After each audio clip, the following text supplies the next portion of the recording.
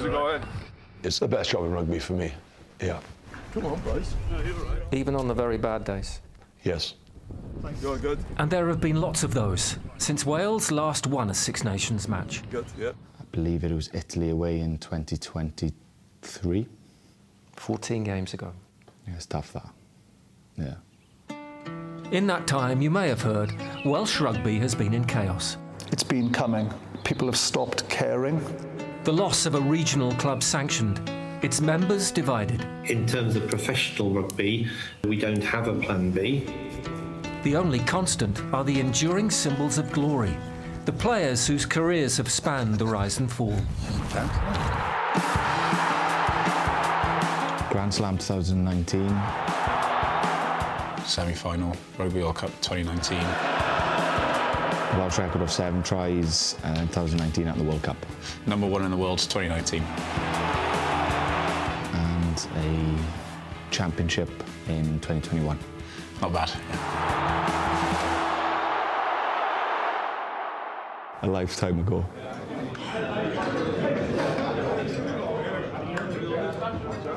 Goal-setting meetings are easy now. It's a piece of cake. There is only one goal, and that's to win it, so it's amazing. There was a clear identity of what the team was going after. I think that's what made those years so great. We're rolling our sleeves up from today to go out and win that thing again. Came into a very experienced team, had seen big moments, played in big games. We went through a stage where we forgot how to lose a match. Did you see trouble ahead? You knew players were leaving. No, I thought that with the team and the squad that we had, we would have been able to ride that transition. Instead, there was implosion. We make no excuses about how hard you're going to work. And I understand that it's a shock for some people, and for one or two of you, it may be too hard. The teams were evolving and adapting to the way the game is played, and we were slow on that trend. Did Wales stand still? For a period of time, yeah. Well, there's not enough talking this campaign, yeah? 8 weeks of talking. It's about time to put into action, yeah? What had to change? Mentality. Strategy. Keep going! Keep going! Yes, we know. Let's go! I love people. I feel in and around the environment we're trying to create, and you see the passion there is to play for Wales and the understanding and the purpose of what they represent. He's so connected with us as players. That makes you want to play for him.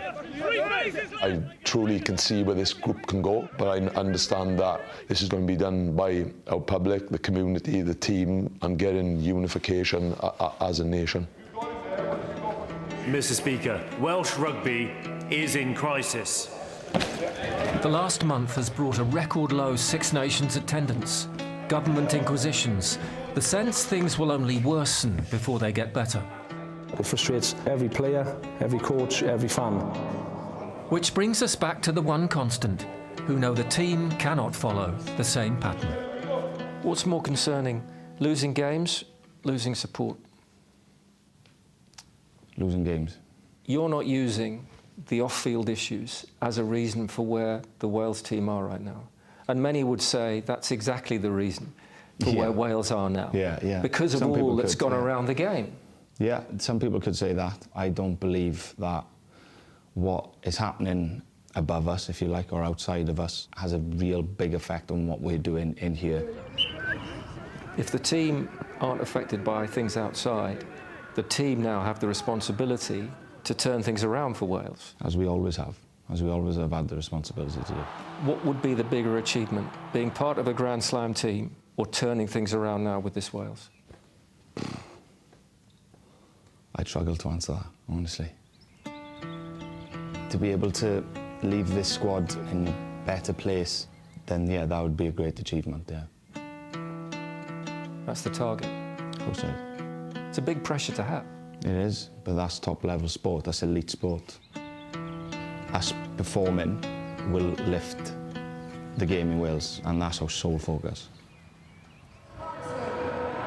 Fascinating, really, to hear from some of these senior players, Jamie, and you can't fault their effort and endeavour. They're working hard for one another, but they're just not getting these results. And Interesting to hear Josh struggle to answer that question from Gabriel about would it be a bigger achievement to be part of that Grand Slam winning squad or to turn around where Wales are now. What do you think? It's great to see two of those lads, great guys, great players, and now leaders within that team. It's a tough question for Josh to answer, of course.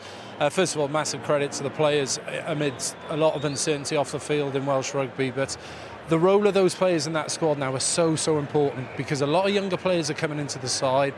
You know, they have to try and turn the ship back around after, you know, quite a couple of years and losing quite a lot of games, and the role of your senior players in that is hugely important, and those two are very instrumental, really.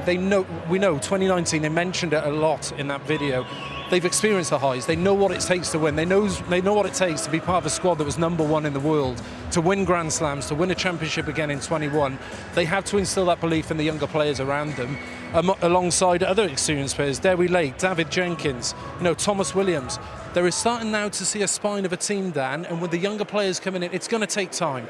It might not happen overnight, but it's going to take time. But it's so hard to do that, even as senior players, when you are losing all the time, because your messaging, it's hard to believe your own messaging when you're not getting over the line all the time. And that's why you mentioned it, Jill, how it was almost a different disappointment in Cardiff a couple of weeks ago, because they were so close to getting it right and so close to just gaining that confidence and the belief in what Steve Tandy and the other coaches are instilling in them.